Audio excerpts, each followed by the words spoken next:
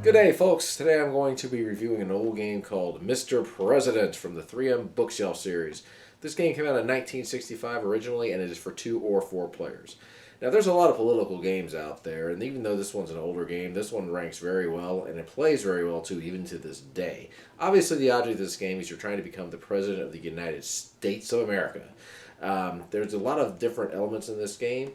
You can do debates, you can do fundraising, you can do advertising, you can campaign all over the country, and there's a lot of strategy that oftentimes goes into this game. And this game can oftentimes get tense. It's really cool. But let me show you how it works. Okay, so let me go ahead and show you some of the components of this game. First, here you have your tally board. You are going to be marking different states that you're going to be casting ballots in. You're also going to be using this to keep track of the states that you've advertised in and states that you have raised funds in. Each side is going to have different candidates they're going to be able to choose from. And here is a whole list of them. From these cards, you're going to choose your presidential and your vice presidential candidate. You have your campaign headquarters cards here. You're going to be drawing these cards anytime you decide to go to your campaign headquarters. I'll tell you how you're going to be able to do that in a minute. This is your ballot box. There's 4 different slots here, or 8 if you count the other side. And if you look, you'll see that each state here has a region. This is region, this is region. And then there's a number next to each of these states. And you're going to be casting ballots determined by the roll of the die. I'll show you how that works as well. In the beginning of the game, each player is going to be putting 3 cards into this little thing called the undecided envelope. So 3 vice president cards, 3 president cards from each team. Okay, so the first thing is each person is going to be receiving 6 candidate cards to choose their president and their vice president. Each person is going to pick out a card, and here's how the cards work. You have different rankings over here, and you also have the home state and the debating issues over here. So the campaign ability, this is the number of cards that you'll be able to hold to per turn. You have financial support, press support, fundraising, advertising, and the full total here. When you have your home state, there's going to be times when you go to your campaign headquarters, you're going to be able to cast as many ballots as you have in your hand, in this case California, into the California slot. These right here are your debate things. These are going to come into play whenever you possibly draw a campaign headquarters card and when you're debating your opponent. So I'm going to go ahead and choose 2 cards, and I'm just looking, and I'm going to go ahead and choose, let's see, I'll just choose him for my president. I'll put him here, and I will choose this other guy. My partner will choose this guy for vice president, just for the sake of doing it. My opponent will also do the same. And then the presidential cards go back in the deck and are now out of the game. Okay, so we're going to go ahead and start the game now. Now you have 2 options as to what you can do in the beginning. You can choose to go ahead and cast ballots, or you can choose to fundraise. Now, in the beginning of the game, you're going to have to figure out how much advertising money that you have. And the way you're going to do that is you're going to look at your president and your vice presidential card. What you're going to do is you're going to look at each candidate's financial support. In this case, Mr. Dillon here has 4, and Mr. Powers here has 7. You're going to add those up and then times them by 1 million. So in this case, my team has $11 million. So I'm going to write $11 million right here under my advertising funds. Now I have to have at least $8 million in order to be able to advertise. So it's the president's turn, and the way it works is it's president, president, vice president, vice president. That's the way the turns will go. And my guy will be able to draw 9 cards, so I'm going to go ahead and draw 9 cards. Okay, and now I'm going to go ahead and look at my cards. Okay, now essentially you're trying to find states that have a lot of electoral votes, such as California, New York, Texas, places like that. And I'm looking over here, and I've got a California here, and these are the amount of votes that I can go ahead and put into those states if I can get them. I'm also looking, I got Ohio, I got Pennsylvania, New Jersey, I got a couple of Pennsylvanias. And these cards I will be able to put into my slot if I go to my campaign headquarters. These are pretty important cards if you can get them. So in this case, since my candidate is from Montana, if I go to Montana, I can go ahead and dump these cards in. So I'm going to go ahead and look, and I said, all right, I'm going to try to see if I can get myself into California. So what I'm going to do is I'm going to go ahead and tell everybody that I'm going to be campaigning in the western states, which is right here. So now I'm going to go ahead and roll these dice. And I've rolled, let's just say I rolled a 9. So what I'm going to do is I'm going to look at the two numbers that I rolled and plus the total of them. So I've rolled a 6, which is California, so I got California, 3 Oregon, and 9 for Idaho. So now I'll be able to go ahead and cast ballots in those 3 states. So I'm looking and I've got a California here, I got a California here. I do have an Idaho. I think I'll go ahead and cast Idaho as well. And let's just say I do those 3. So what I'll do is I will tell everybody that I'm casting 2 ballots in for California and 1 for Idaho, and then I will stick them in here. Then what I'll do is I'm going to go ahead and just mark here, where's California? I'll just go ahead and mark that I put 2 here in California and 1 in Idaho right here. And it says that you're supposed to mark president or vice president. I don't do that. You can do that if you'd like to. It just kind of keeps up the tallies better. All right, now let's say I decide I want to go ahead and try to go fundraising. Now, I don't need to go fundraising right now because I have $11 million, but let's say I only had $7 million. You're going to look again in your hand, and you're going to try to see which states you would be able to camp or to try to raise funds in. Again, you're trying to find states that have a good electoral votes. In this case, I've got Texas, so I'm going to go ahead and say, okay, I'm going to go ahead and try to raise funds in the western states here. So I'll roll the dice again, and I've rolled an 8.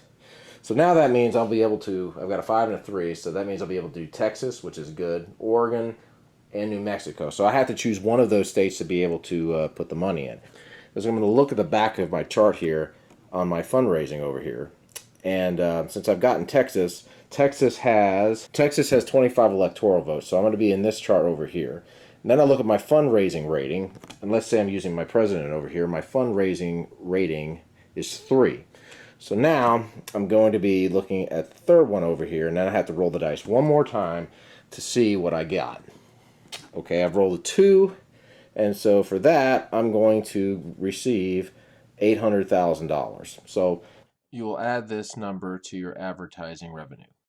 Okay, so now I'm going to go ahead and talk about the campaign headquarters. Let's say I decide to try to cast ballots in this state, and I roll a die, but none of the states that I have on here match the die roll. I will be able to do what's called going back to my campaign headquarters. I can also do that if I roll a 7 or 11 after I've gone ahead and said which region I would like to campaign in. So I will be able to go ahead and cast any ballots into my home state that I have.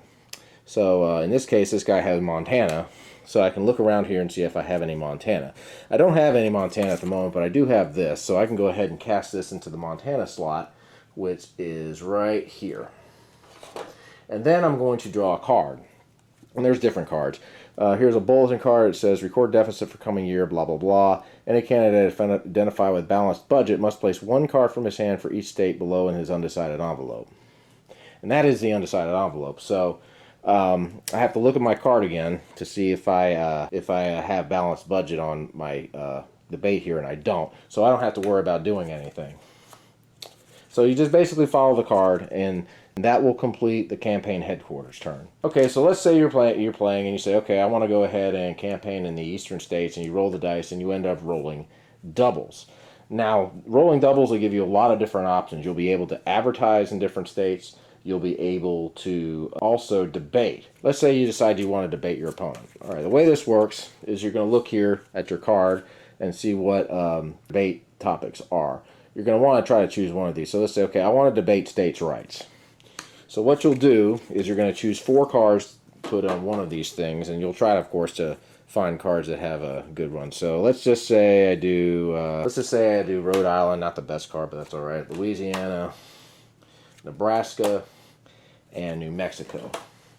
So now my opponent is going to look at his card and see if he can match me as far as the debate topic. He cannot, so that only means he's going to be able to roll 1 time. So what again will happen is we look at the chart and we see the debate rating. We'll start there.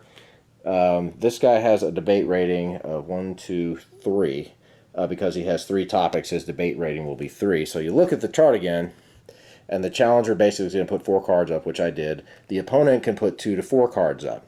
So let's say he goes ahead and does that. So now we look again, and this is going to tell us the numbers that we need to roll in order to win the debate. So if one of us rolls a 5 or a 9, we're going to win the debate. If both of us roll the winning number, then both of us, it's going to be a stalemate, and both of us will be able to play our cards out. The same as if nobody rolls a 5 or a 9, But if my opponent rolls a 5 or a 9 and I don't, he's going to be able to cast all of his ballots, and then he's going to get an extra turn. So I roll, I get an 8. So I don't win yet. My opponent rolls, he rolls an 11. He doesn't win, so he's out. I get one more roll. I've rolled a 9. So I've rolled the 9, so I've gone ahead and I've won. So all of these ballots will now go in here, and that is the end of the debate turn. The way advertising works, at the start of my turn, I'm going to go ahead and declare a region like I normally do. Let's say I take the southern states and I roll, and again I roll doubles. So let's say I decide, okay, I want to do some advertising now. So again, I'm going to look at my guy's card here, and his advertising has a rating of 3. So what I will do now is I'm going to pull out 3 cards from the undecided deck right here. 2, 3. And I'm going to go ahead and look at them. Now, I can't advertise anything here, but I can advertise in Florida and Mississippi. So I'll put these cards to the side like so. And then I'm going to go ahead and look and see how much it costs in order to advertise in those states. Florida right here, this is the advertising thing. As you can see, it's going to cost $500,000. And for Mississippi, Mississippi will cost $250,000. So I'll be spending $750,000, so I will just simply subtract that from the total amount that I had before. And then after that, I will go ahead and cast both of these ballots right here, like so. Okay, and the last part of this game is the press endorsements. You're going to get a press endorsement if you end up drawing this card here. And in this particular case, this card says minor endorsement, roll 1 die. And then it has your press support over here. So what you're going to do is you're going to roll the dice right here, and let's say I roll and I roll a 1. So that means I'm going to be able to draw 1 card from the undecided envelope like so. And then I'm going to go ahead and look to see what my press support ranking is. It's a 7, and then I look at this card, and this tells me what to do since I am a 7. I can go ahead and play this card in any state. So I'm going to look at this here, and looks like Wisconsin would be the best choice since that's a 12, so I will go ahead and be able to play this card right over here. And the game's going to keep on going like this, and eventually one person will run out of cards from his draw pile. When this happens, the game goes into what is called the home stretch. In the home stretch, each person will now be able to choose 2 regions that they want to campaign in, as opposed to 1. Okay, the last thing that's going to happen after one person has played out all their cards, everybody else who has cards in their hand is going to place their cards into the undecided envelope, and now these are going to become absentee ballots.